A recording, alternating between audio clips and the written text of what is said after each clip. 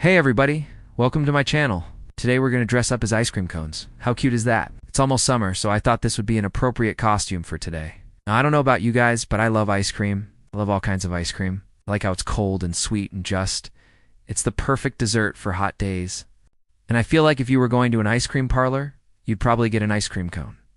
So that's what inspired me to do this look today. I got the idea from Pinterest, of course. Pinterest is the best place for DIYs. All you need are two things. One, you need a cone. You can use a paper cone or a waffle cone.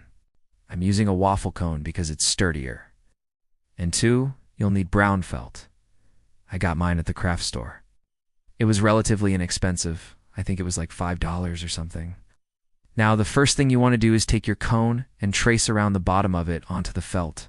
Make sure you add a little extra to cut around later because you want it to fit nice and snug. So then do the same thing for the top part. Trace around the top of the cone and add a little extra again. Next, you're going to cut out your pattern. So make sure you cut along the lines you just drew. Then you're going to fold your felt pieces over and sew them together. Now, you don't have to do this step.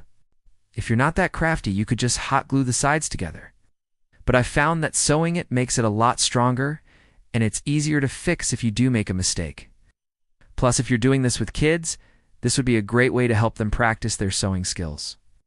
Next, you want to turn the cone inside out and put it in between the felt pieces. You should have some extra felt sticking out past the edges of the cone. That's okay. Just tuck it in between the seams and start gluing the edges down. Again, you could use a hot glue gun for this, or you could just hand stitch it. I'm doing both, stitching it and gluing it just for the heck of it. And then once you finish gluing all the way around, put a dab of glue on the very end of the cone and stick it to the outside. This will keep the cone from slipping out of the felt.